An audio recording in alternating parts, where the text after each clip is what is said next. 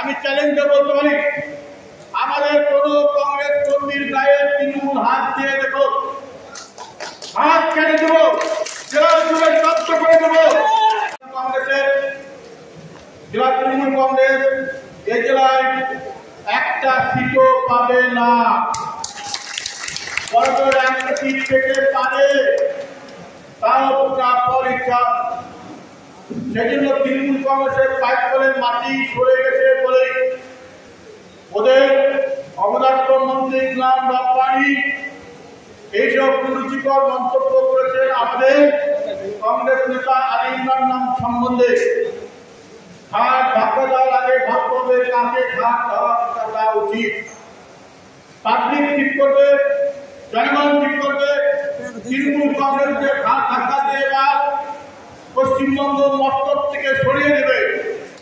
পশ্চিমবঙ্গের বাংলার মস্তক থেকে তৃণমূল কংগ্রেসকে সরিয়ে দিবে ঘাট ধাক্কা দিয়ে। তা দিলে আজকে বাংলাটা বাঁচবে না। আজকে বাংলা 30 বছর পিছিয়ে দিয়েছে তৃণমূল কংগ্রেস। তার নেত্রী মমতা ব্যানার্জি, তার জেলা সহিত তার আগাছা পার্বত্য সব নেতাগুলো আছে তৃণমূল কংগ্রেসের তৃণমূল কংগ্রেসের আগাছা পার্বত্য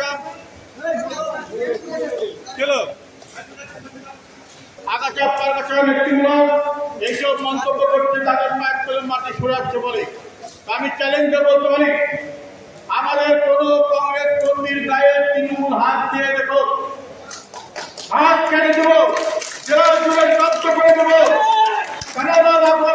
আমাদের জেলায় কংগ্রেসের সংগঠন নাই, দেখে আমাদের জেলায় কংগ্রেস সংগঠন আছে কিনা।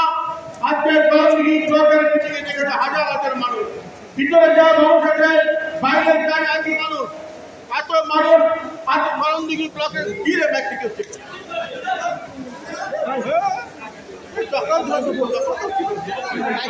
হ্যালো হ্যালো মাটিতে বলে আজকে ভক্ত সম্বন্ধে আজকে অসম্মানীয় কথাবার্তা বলেছেন।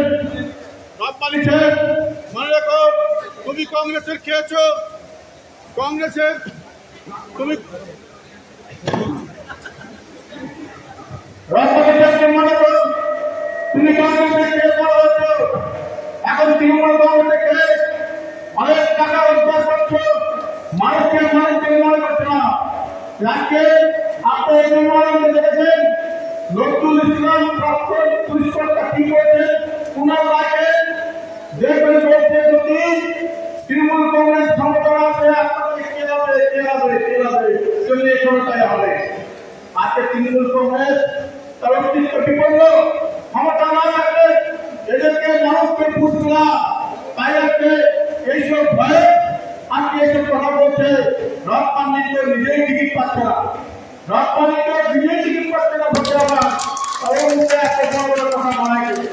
তাই আজকে আমি একটা কথা আবারও বলছি, একটা কংগ্রেস কর্মীর গায়ে হাত দিয়ে পশ্চিম উত্তর দিনাজপুর জেলা স্তব্ধ করে দেবো, চলতে দিব না।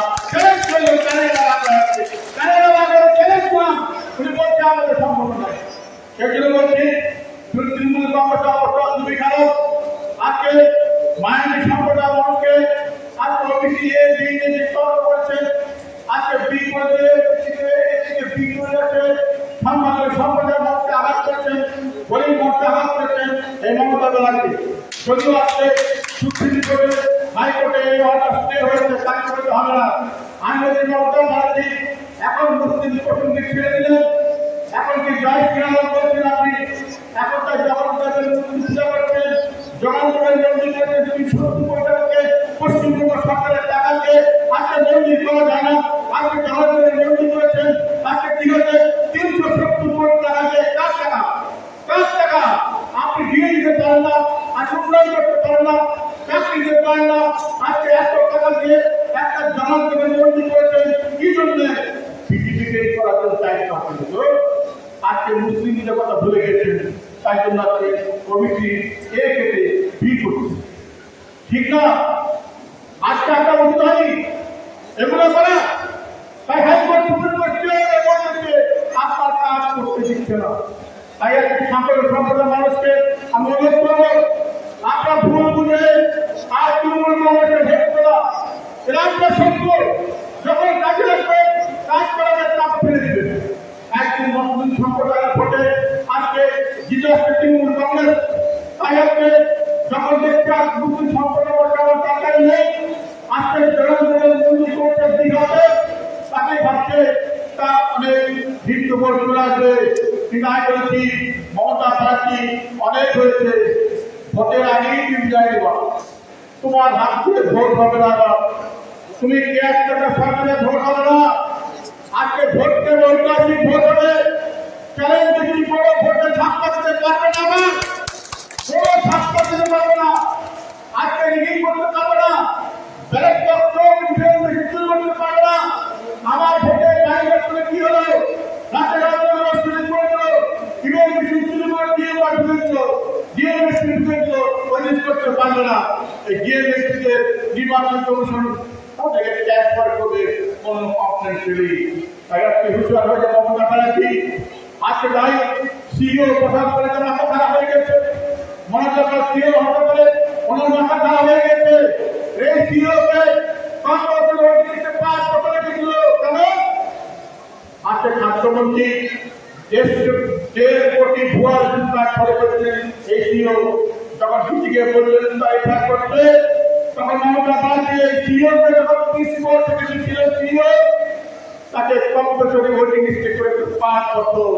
তাই আজকে যখন সিইও হয়েছিল মমতা ব্যানার্জি ঘুম কেড়িয়েছে, সেজন্য বলছি মমতা ব্যানার্জি এবার ছাপ্পা ভোটে সই করে রাখতে পারবে না, পারবে